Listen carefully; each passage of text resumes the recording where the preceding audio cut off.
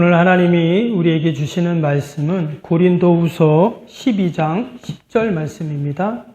고린도후서 12장 10절입니다.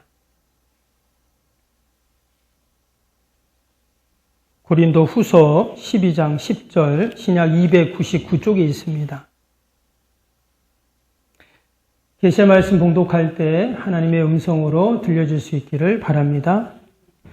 그러므로 내가 그리스도를 위하여 약한 것들과 능욕과 궁핍과 박해와 곤고를 기뻐하노니 이는 내가 약한 그때에 강함이라.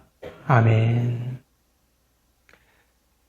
우리가 잘 아는 그리스 철학자 중에 플라톤이라는 사람이 있습니다. 이 사람은 소크라테스의 제자이고 또 아리스토텔레스의 스승이기도 한 너무나 유명한 그런 철학자죠. 근데 이분이 이상국가론이라는 자신의 그 저서에서 인간이 행복한 조건에 대해서 이런 이야기를 했습니다. 5가지의 이야기를 했는데요. 한번 띄워주시면 이런 얘기를 합니다. 화면 한번 띄워주세요. 좀 작아서 잘 안 보이는데 5가지 이렇게 말했어요. 먹고 입고 살기에 조금은 부족한 듯한 재산. 또 모든 사람이 칭찬하기에 약간 부족한 외모. 또 자기 생각하는 것 반밖에 인정받지 못하는 명예.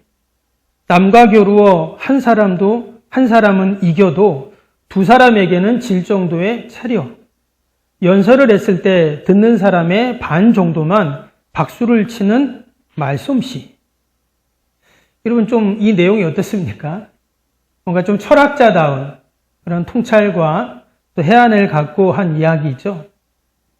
우리가 생각하기에는 모든 게 풍족하고 넘쳐나고 부족함이 없고 이러면 행복할 것 같은데 이분은 그렇게 행복이 온다고 하지 않았습니다.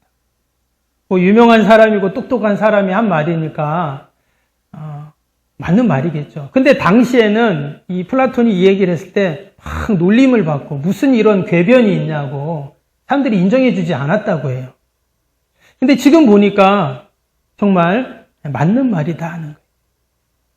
실제로 우리는 풍성하고 완벽하고 모든 조건이 부족하고 없이 모자라는 것 없이 다 완벽하면 행복할 것 같지만 사실 그런 상태가 되지도 않지만 그래도 우리는 진정한 행복을 느낄 수가 없죠. 도리어 풍성하면 어때요? 그럼 사람은 타락합니다.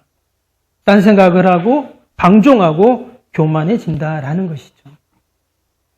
내게 없는 것만 생각하고 남이 나보다 더 많은 것을 가진 것만을 우리가 생각할 때 결코 행복할 수가 없습니다. 근데 우리 믿음의 성도들도 마찬가지죠.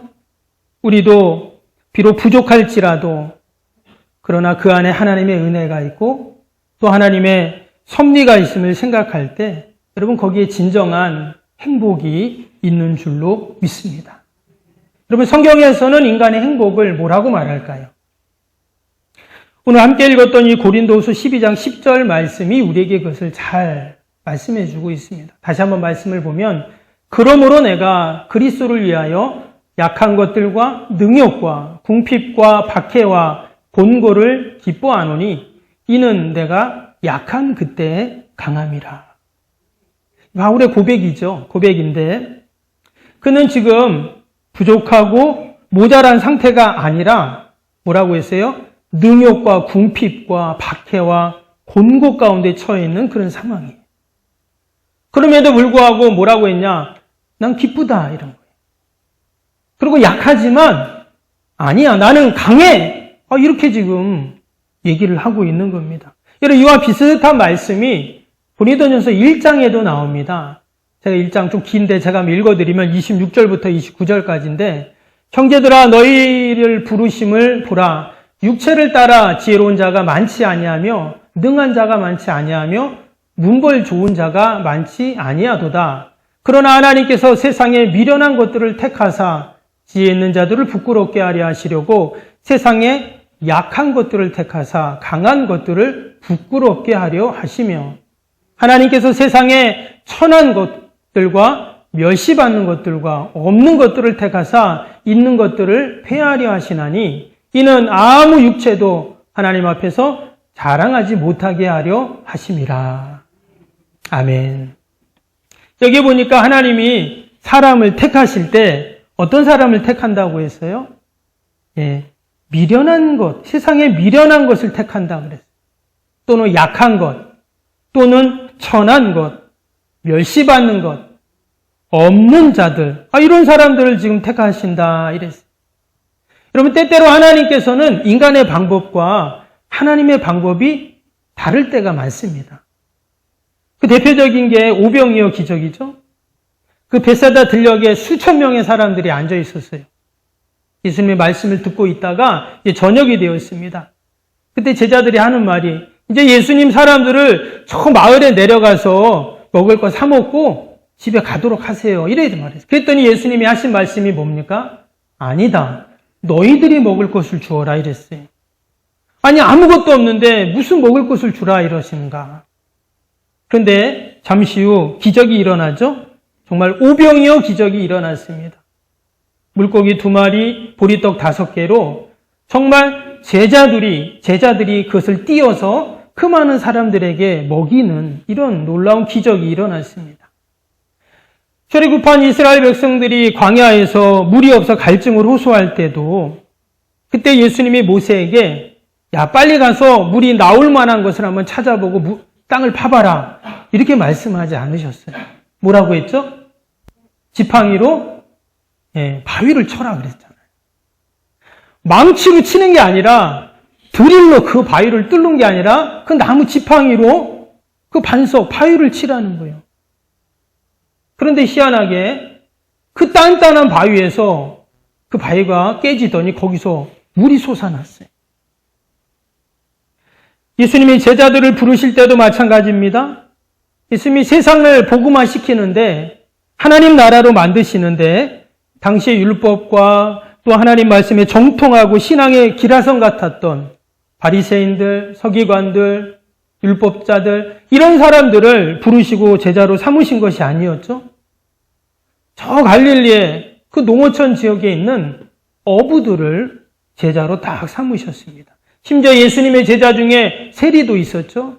당시 세리는 죄인이었는데 그들을 다 택하셔서 위대한 사도로 세우시고 그들을 통해 하나님의 놀라운 구원 역사를 이루셨는 줄로 믿습니다. 오늘 이 고린도후서 12장 10절의 말씀은 너무나 귀한 신앙의 고백이에요. 이 바울의 고백이 이 시간 저와 여러분의 고백이 되기를 축복합니다. 먼저 우리가 9절을 한번 볼까요? 이 고백이 나오기 전에 어떤 말씀이 있냐면 고린도후서 12장 9절에 보니까 나에게 이르기를 내 은혜가 내게 족하도다. 이는 내 능력이 약한 데서 온전하여짐이라 하신지라. 그러므로 도리어 크게 기뻐함으로 나의 여러 약한 것들에 대하여 자랑하리니 이는 그리스도의 능력이 내게 머물게 하려 함이라. 여기에 보면 바울이 먼저 하나님께 기도를 합니다. 이 기도를 하는데 하나님이 이런 음성을 주시는 거예요. 야, 네 은혜가 이제 좋게. 더 이상 기도 안 해도 돼. 너 지금 약하다고 말하는데 도리어 그 약한 게 너에게 온전한 거야. 이런 음성을 주신 거예요. 그러면 갑자기 예수님이 왜 하나님이 이런 말씀을 하셨는가? 바울이 무슨 기도를 했나를 보면 알아요. 위에 이제 8절을 보겠어요. 12장 8절에 뭐라 그랬냐면 이것이 내게서 떠나가기 위하여 내가 3번 주께 간구하였더니 그랬어요. 지금 바울이 뭔가를 기도했다는 거예요. 어떻게 기도해요? 떠나가게 해달라고. 해결되게 해달라고 기도한 것이죠. 3번이나 간구했다. 이 간구했다는 말이 유코마이라는 기도했다는 그런 단어인데요. 그 의미가 뭐냐면 간절히 바란다. 절실하게 소원한다. 이런 의미입니다. 지금 바울이 뭔가를 기도하는데 그냥 기도한 것이 아니라 정말 간절히. 우리가 그런 말 하잖아요. 간이 저리도록 기도한다. 간절히. 정말 그렇게 기도했다는 거예요. 뭔가를 떠나가게 해달라고. 여기 보면 3번 했다고 했는데 이것은 횟수를 말하는 게 아닙니다. 한 번, 두 번, 세 번이 아니에요. 유대인들은 3이라는 숫자가 하나님의 숫자, 완전한 숫자라고 여겼기 때문에 3번 간구했다는 말은 완전하게 많이 기도했다 이런 의미예요. 더 이상 기도하지 못할 만큼 기도했다 이런 겁니다.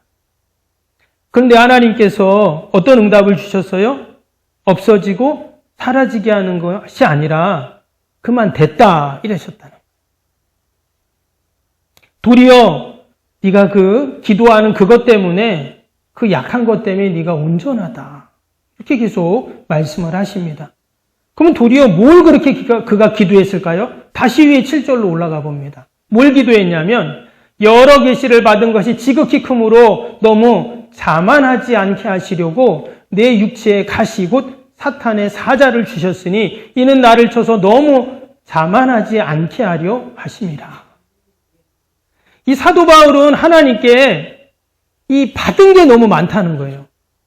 특별히 여기서는 계시를 말했는데 근데 그것이 자만하지 않도록 그것 때문에 자만하지 않도록 하나님께서 육체의 가시 사탄의 사자를 주셨다. 이렇게 지금 말을 하고 있는 것입니다. 이 가시나 사탄의 사자라는 단어를 표현을 보면 사도 바울이 얼마나 힘들어했는지를 우리가 알 수가 있습니다. 여러분 가시가 나를 찌르면 어때요? 너무 아프잖아요. 지금 바울이 그랬다는 거예요. 그 가시가 나를 계속 찌르는데 얼마나 아프고 힘든지 모르겠다. 그래서 하나님 이게 좀 없어지고 사라지게 해주세요. 이런 기도를 그가 계속 했다는 것입니다. 근데 하나님은 사라지기는커녕 그게 너에게 유익이고 또한 은혜의 통로라고 말씀하신 겁니다. 여러분 왜 나를 힘들게 하는 그 가시가 나에게 유익이 되고 은혜의 통로라고 말씀하셨을까요? 분명히 연약해서 힘든데 도리어 그것이 강하다. 왜 이러한 이야기가 지금 나오고 있는가? 사도행전 19장에 보면 바울의 능력을 이렇게 말했습니다. 19장 11절 12절 말씀인데요. 하나님이 바울의 손으로 놀라운 능력을 행하게 하시나니 심지어 사람들이 바울의 몸에서 손수건이나 앞치마를 가져다가 병든 사람에게 얹으면 그 병이 떠나고 악기도 나가더라. 당시 바울이 얼마나 하나님께 받은 은사와 계시가 많은지 뭐라고요? 바울의 그 손수건이나 앞치마를 가져다가 병든 사람에게 얹으면 병이 난다는 거예요. 그래서 제가 오늘 이렇게 손수건 하나 가져왔어요. 손수건을 가져왔는데 저는 뭐 코 풀 때 쓰는 손수건인데 바울은 이 손수건을 아픈 사람에게 이렇게 딱 얹으면 병이 난다는 거예요. 여러분 목사님 손수건을 내 아픈 부위에 한번 갖다 놓으면 어떤 일이 일어날까요? 예, 아무 일도 우리 권사님 아멘 하셨네. 아멘. 예, 목사님 뭐 있긴 뭐가 있어요. 예. 근데 바울은 아니었어요. 바울은 그 손수건을 딱 얹으니까 병든 사람이 낫고 귀신이 나가는 이런 놀라운 기적이 일어났어요. 그럼 지금 같으면 어때요? 이런 사람들은 뭐 어마어마한 뭐 대형 교회 뭐 목사님이 되든지 아니면 뭐 이단의 교주가 되든지 뭐 그럴 거 아니에요. 바울이 당시에 이랬다는 겁니다. 뿐만 아니죠. 바울은 우리가 보는 신약 성경에 13권을 바울이 썼다고 이야기를 합니다. 그는 그만큼 하나님께 많은 계시를 받고 또 그런 은사와 능력을 소유한 그런 사람이었다는 거예요. 우리가 성경을 읽어보면 바울의 서신서를 읽어보면 어떻습니까? 이게 지금 2000년 전에 쓴 글이잖아요. 그런데 그의 뛰어난 학문과 지혜를 우리가 짐작을 할 수가 있습니다. 그런데 오늘 우리가 고린도후서 12장 읽은 것처럼 바울에게는 뭐가 있었어요? 그를 계속 찌르는 가시가 있는 거예요. 마치 사단의 사자처럼 계속 바울을 괴롭히는 거예요. 힘들게 하는 거예요. 어떤 사람들은 그게 어떤 병이다, 뭐다, 뭐 여러 가지 이야기를 합니다. 성경에는 구체적으로 나와 있지는 않죠. 아무튼 바울을 힘들게 하는 그 가시 때문에 그는 수도 없이 하나님께 기도하고 간구를 했어요. 제가 이 말씀을 묵상하면서 그 고 이상근 목사님 생각이 나더라고요. 그 대구제일교회 우리 교단, 대구에서 제일 오래된 교회죠. 이제 실무하셨던 그 목사님 있죠. 이성희 목사님 아버님이시고. 근데 그 이상금 목사님이 옛날에 그 이상금 목사님 주석책이 있습니다. 이제 빨간 표지로 되어 있는데 예전에는 그 이상금 목사님 주석책을 갖고 있는 것이 아주 목사님들에게 자부심이고 그걸 사고 싶어가지고 막 그랬던 적이 있어요. 지금이야 인터넷에 다 있고 컴퓨터에 다 저장이 되어 있지만 저도 그래서 전도사 때 어떤 목사님이 그 이상금 목사님 그 주석책 전집을 주시더라고요. 그때 내가 얼마나 고마웠는지 몰라요. 지금도 그 목사님의 주석책을 보면 아주 감동적이고 정말 너무나 풀이를 잘 해놓으신 그런 책인데요. 근데 이 이상금 목사님이 오늘 이 본문에 나오는 가시와 관련된 아주 유명한 일화가 있습니다. 이제 기독 공부에도 나왔던 내용인데 이분이 16살 때 발에 큰 병이 생겼답니다. 발이 퉁퉁 붓고 막 골마가는 거예요. 그래갖고 이분이 그 대구 달성공원에 니트나무 밑에 가서 40일을 기도를 하셨대요. 그런데도 하나도 낫지도 않고 계속 아파지는 거예요. 그래서 학교를 못 가고 그때 학교 다닐 나이인데 3년 동안 학교를 못 가고 집에 있었답니다. 근데 이제 어머니가 한약방에 가서 약을 가져왔나 봐요. 고약 같은 거를 가져와서 그걸 붙여놨는데 더 심해진 거예요. 그래갖고 결국 대학도 못 가고 검정고시를 치러야 되는 학교를 못 가니까 그렇게 해서 지내게 됐는데 밖에도 못 나가요. 걸을 수가 없으니까 다리가 너무 아파서. 그러니까 집에 있으니까 할 일이 없잖아요. 그래서 이분이 한 게 뭐냐? 매일같이 성경을 읽은 거예요. 성경을 외우고 또 읽고. 그래서 이분이 그런 나중에 고백을 합니다. 내가 나중에 성서학자가 되는 준비를 그때 했다. 이런 고백을 하세요. 그리고는 60여 년 동안 그 발이 고통스럽게 그 가시로 인해서 너무나 고생을 했다는 그런 이야기를 하십니다. 근데 이 목사님이 1993년에 은퇴를 하시는데 은퇴하고 나서 그 외과 의사의 권유로 수술을 하세요. 수술을 했는데 보니까 이 발꿈치 뒤에 1cm 정도 되는 머리카락처럼 얇은 철사가 박혀 있었다는 거예요. 그러니까 어렸을 때 맨발로 막 다니는데 그 얇은 철사가 발에 들어갔는데 그걸 모르고 눈이 안 보이죠. 머리카락 같으니까. 그것 때문에 무려 60년 동안을 그런 고통을 당하셨다는 거예요. 나중에 그 철사를 뺐어요. 그러니 목사님이 그 철사를 들고 뭐라고 했냐면 이 철사가 나의 가시가 돼서 무려 60년 동안 나를 이렇게 힘들게 했지만 내가 대성서학자가 되기 위한 하나님의 은혜의 도구였습니다. 하나님의 은혜가 내가 족합니다. 참 훌륭하십니다. 사람마다 다 어느 정도 차이는 있지만 각자의 가시가 있습니다. 그게 눈에 보이기도 하고 눈에 보이지도 않는 그런 가시들이 있어요. 그 가시 때문에 늘 우리는 아파하고 괴로워하고 힘들어합니다. 또 이것만 없으면 좋겠는데 이것 때문에 내 인생이 이렇게 힘들다 하는 가시가 다 있어요. 그 아픈 가시가 그런데 오늘 사도 바울은 뭐라고 고백합니까? 그 약함이 나에게 강함입니다. 이렇게 지금 고백을 하고 있어요. 바울은 그 연약함 때문에 그것이 은혜의 통로, 은혜의 축복이 되었다고 고백합니다. 우리 오늘 9절 다시 한번 볼까요? 9절에 뭐라고 고백했습니까? 나에게 이르시기를 내 은혜가 내게 족하도다. 이는 내 능력이 약한 데서 온전하여 짐이라 하신지라. 그러므로 도리어 크게 기뻐함으로 나의 여러 약한 것들에 대하여 자랑하리니 이는 그리스도의 능력이 내게 머물게 하려 함이라. 아멘. 나의 그 약함을 기뻐하고 자랑한다. 이랬어요. 대부분의 사람들은 약한 것을 어떻게 합니까? 숨기려고 하거든요. 도리어 자신이 강하게 보이려고 합니다. 그리고 약한 게 드러나면 부끄러워하고 또 창피해하고 수치로 여깁니다.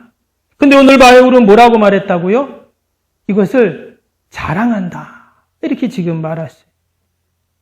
그리고는 그것이 나에게 있기 때문에 그리스도의 능력이 나에게 머뭅니다. 또 이렇게 고백을 했어요. 사실 앞뒤가 안 맞는 말 같잖아요. 남들보다 좀 낫거나 능력이 있는 것을 우리는 자랑하는 법인데 지금 정반대의 말을 하고 있어요. 약한 것을 자랑한다. 이것 때문에 내가 기쁘다. 또 이것이 나에게 그리스도의 능력이 된다. 약함이 강함이다. 그럼 다 반대 말이에요. 왜 이런 앞뒤가 맞지 않는 이런 말을 하는 것처럼 보일까요? 우리가 주변에도 보면 그럴 때가 있잖아요. 앞뒤가 안 맞는 말을 하는 사람들이 있어요. 그럼 어떻습니까? 뭐 좀 진실성이 떨어지잖아요. 신뢰할 수가 없어요. 지금 바울이 그렇다는 겁니다. 바울이 지금 마치 앞뒤가 안 맞는 얘기를 하는 것처럼 보여요. 부족하면 부족한지 왜 그게 부족한 게 나한테 그 연약함이 강함이냐. 저는 예전에 이 말씀을 묵상할 때 도대체 이런 궤변이 어디 있나, 뭐 이런 말이 어디 있나 이렇게 생각을 했습니다. 당연히 나를 힘들게 하고 고통스럽게 하는 것은 가시인 거예요. 그 연약함 때문에 부족함 때문에 늘 내가 힘들고 괴로운 삶을 사는 거잖아요. 만약에 우리 아버지가 정말 이병철 씨처럼 이건희 씨처럼 그런 대기업의 회장이었으면 얼마나 좋을까. 여러분 우리가 그런 상상 한 번씩 하잖아요. 그렇죠? 안 합니까? 우리 아버지가 한번 좀 대통령이면 얼마나 좋을까. 응?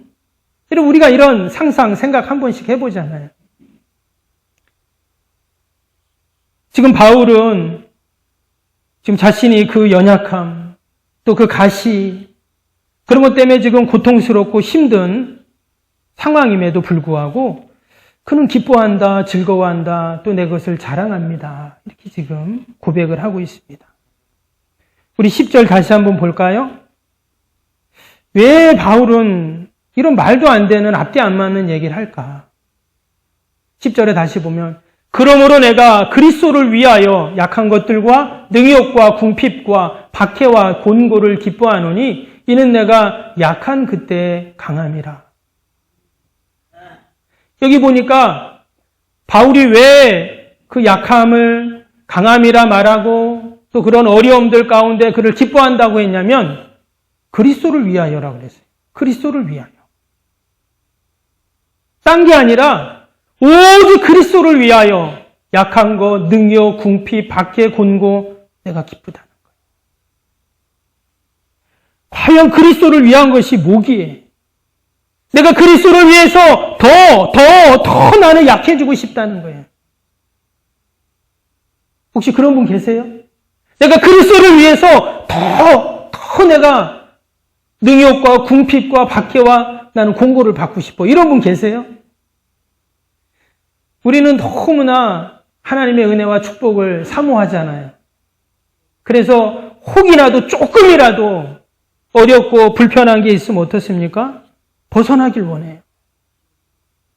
불편하면 잘못된 거예요. 지금 바울이 그런 얘기하고 있어요. 약한 것, 능욕, 궁핍, 박해, 곤고 다 그런 거잖아요. 그런데 지금 뭐라고 말합니까? 그리스도를 위해서 나는 도리어 그런 불편함을 감수하겠다는 거예요. 그리스도를 위해서. 제가 오늘 이 말씀을 쭉 한 주 동안 묵상하면서 딱 생각난 분이 딱 한 분이 있어요. 주기철 목사님 생각이 나더라고요. 경남 마산에 가면 주기철 기념관이 있습니다. 뭐 주기철 목사님 우리가 다 알잖아요. 우리 한국교회 정말 별과 같은 목사님.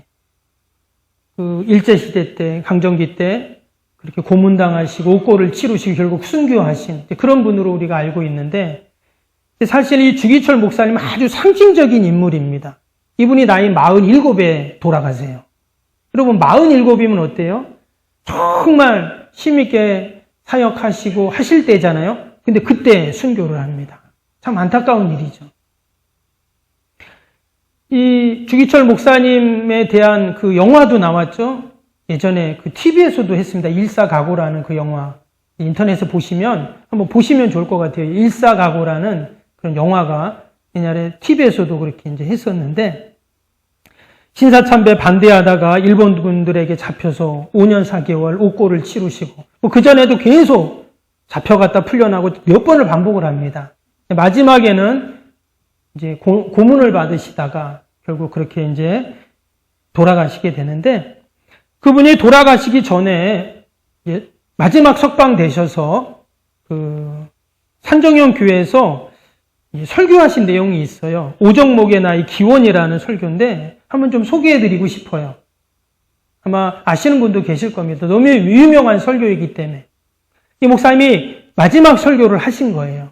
그리고는 이제 그 일본군들에게 잡혀가지고 또 이제 감옥에 가시거든요.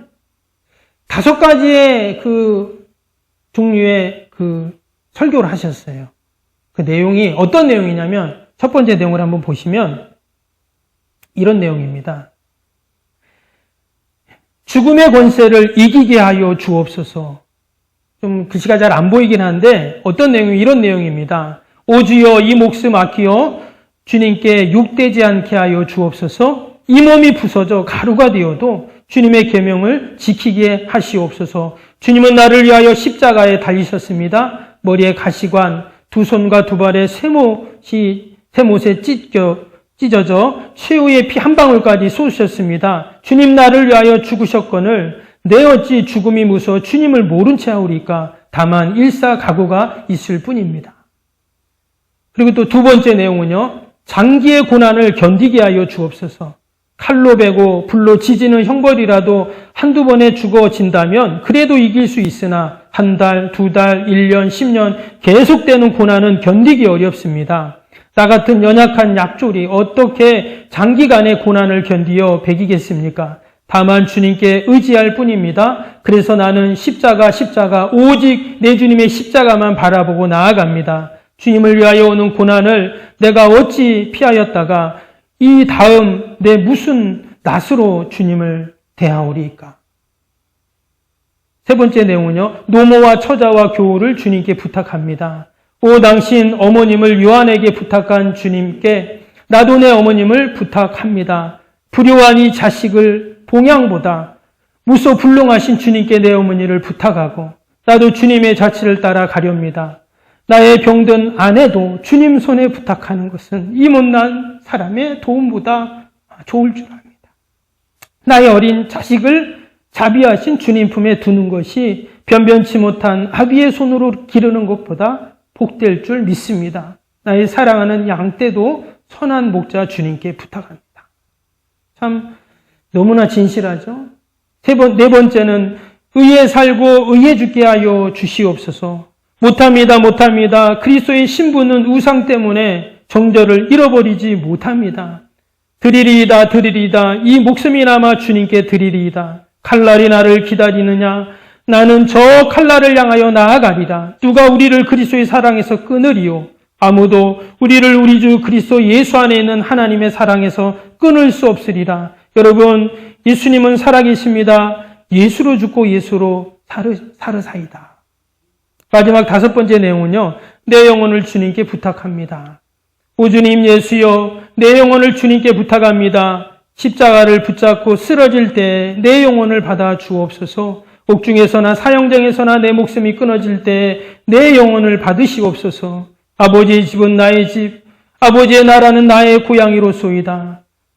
더러운 땅을 밟던 내 발을 씻어서 나로 하여금 하늘나라 황금길을 걷게 하시옵고 죄악 세상에서 부득이던 나를 깨끗하게 하사 영광의 조건에 서게 하옵소서.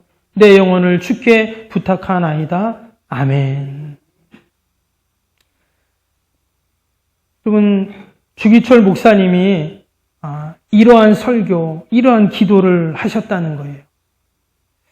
참 이 설교 내용을 들으면서 이런 설교를 하고 이런 말씀을 전하고 또 이런 예배를 드리는 적도 있었구나. 여러분, 이게 옛날 얘기가 아닙니다. 우리 한국교회의 이야기고 불과 몇십 년 전 이야기예요. 여러분, 이런 신앙과 이런 믿음과 이런 고백과 기도 가운데 여러분, 저와 여러분이 이 자리에 있는 줄로 믿습니다. 47살에 순교하셨어요. 47세. 근데 이 주기철 목사님의 순교가 결코 헛된 순교가 아니었어요. 그 주기철 목사님의 순교의 소식을 듣고 그것이 한국교회에 알려지고요. 그때부터 한국교회는 순교의 정신을 갖게 됩니다. 전국 방방곡곡 교회마다 성령의 물길, 풍의 물길이 일어나게 되었다는 거예요. 원래 주기철 목사님의 이름이 주기복입니다. 주기복이 뭐예요? 복을 빈다는 거잖아요. 너무나 좋은 이름이죠. 근데 이분이 세례받고 나서 이름이 바뀌어요. 주기철로 바뀝니다. 이 철자가 무슨 철자냐면 통할 철자예요.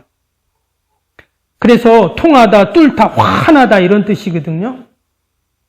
주기철이라는 뜻은 뭐냐면 내가 기독교 예수님을 믿는데 철저하게 환하게 그렇게 믿는다 이런 뜻이에요. 그래서 주기철이라는 이름으로 바꿨다는 거예요. 여러분 이런 일사각오에 우리 믿음의 선배들이 있었기에 우리 한국교회가 있고 또 우리 석병교회가 있고 또 저와 여러분이 이 자리에 있는 줄로 믿습니다. 아멘. 누구도 부족함을 원하는 사람은 없습니다. 좀 돈도 많고 건강도 좀 좋고 자녀들도 잘 되고 뭐 부족함 없이 넘치도록 좀 그렇게 떵떵대며 다 살기를 원하잖아요. 그러나 하나님은 때로 우리가 부족하고 연약해도 그것을 통해 하나님을 의지하게 하시고 또 겸손하게 하시고 무엇보다 하나님을 생각하고 여러분 기도하게 하시는 줄로 믿습니다. 바울은 자신의 약함 또 자신의 그 부끄럽고 힘든 상황들을 두고 하나님께 기도했습니다. 근데 아무리 기도해도 3번이나 하나님께 간구했는데도 안 바뀌었어요. 그러나 그가 낙심하고 절망하지 않았습니다. 말씀처럼 그는 기뻐하고 즐거워했습니다. 왜냐? 아무것도 안 바뀐 것 같았지만 기도할 때 다 바뀐 거예요. 기도할 때 그 부족함이 은혜로 바뀌고 그 가시가 여러분 축복의 통로로 바뀌게 되었는 줄로 믿습니다. 바울은 자신의 이제 연약함을 넘어서 자신의 기도를 넘어서 연약한 이웃들을 위해서 그는 이제 기도하기 시작합니다.